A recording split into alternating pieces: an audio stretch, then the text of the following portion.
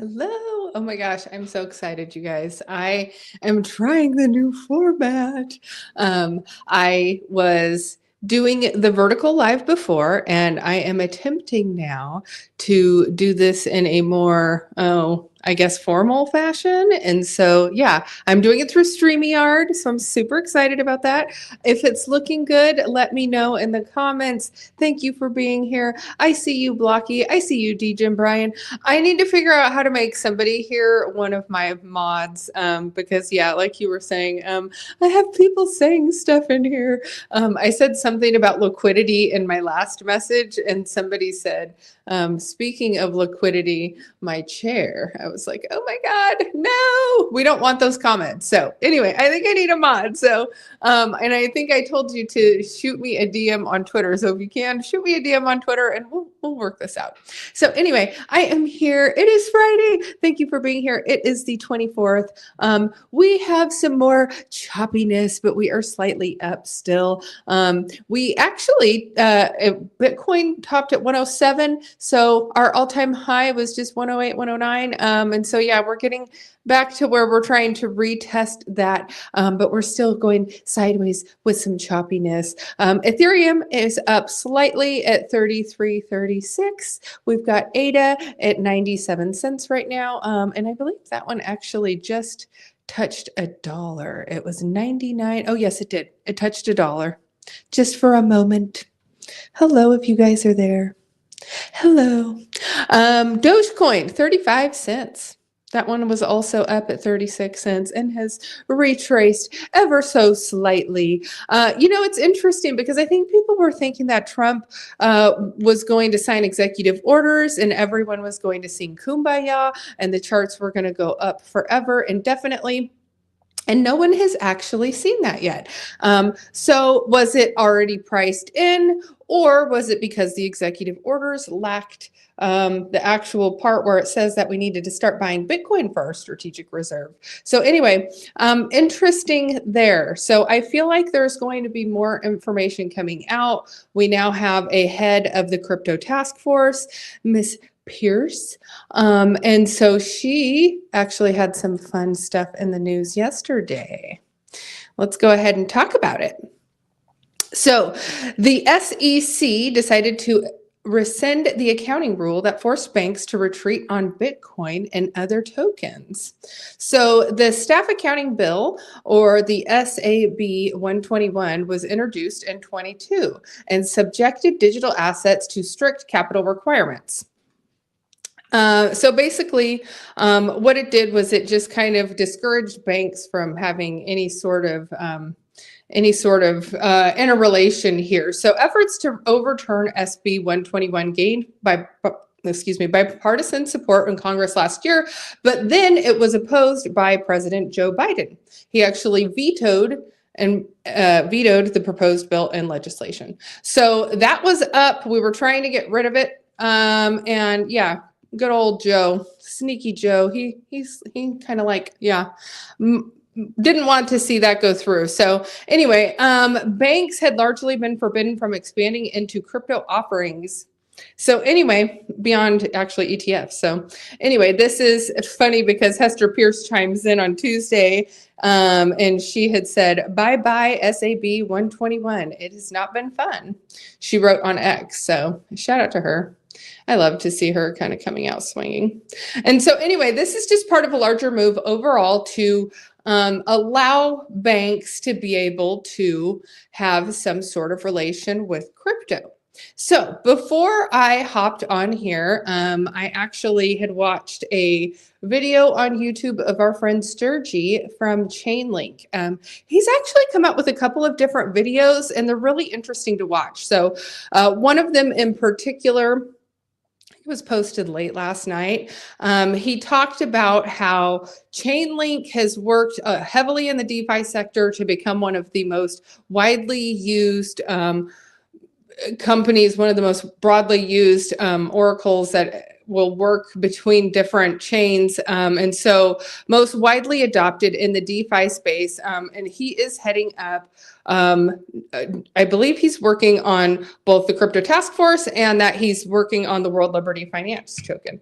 So the World Liberty DeFi platform, I think he's going to have a little bit of involvement with that. So if you hear what he's saying in the video that he posted yesterday, he talks about how they're working on how they're going to have like all of government activities tracked on within the existing banking and financial structure, but that them working as the go-between between the DeFi side. So they're not looking to completely redo the financial structure in which we operate on, but rather to layer by way of Oracle, be able to just run our DeFi protocols on top of the existing financial structure. And then that makes it easier for banks to have mass adoption. So, but what's interesting about it is when they talk about the transportation side. So things such as like, paying for a ticket to ride the train or the bus or something else that is, funded by the government, and how that works with identity and the financial side and anyway, the legacy side of finance. So anyway, it's really interesting. He's posted a couple of videos. I've only dove into the first two, but there's been a couple that he's released over the last 48 hours. So I highly recommend if you're interested in digging more into what is being built out and what's coming down the road for us. I should have pulled up Chainlink. Chainlink was trading at about 25, 26 cents last I looked. So Chainlink has a really good entry price. But as you know, World Liberty Finance token purchased up a bunch of Link. And they staked it, and that is part of what they're going to have for the liquidity pools of World Liberty Finance token. And so anyway, it's just super interesting stuff. I highly recommend to go check out what he says he is working on, because I think he's going to be one of the main pioneers representing us in government. And then it kind of also gives me creepy feels too, is are we moving into that? He keeps talking about the new monetary system of the world. And so, yeah, it just kind of seems very one world government-ish, and us having our hands in everything. But it does seem to me with the DeFi platform that is being built out, we are totally going down the way of being able to purchase things with crypto, banks being able to send and receive crypto while also operating within the guardrails that they currently operate on. So pretty exciting stuff. Okay, let's see. Part of the crypto task force.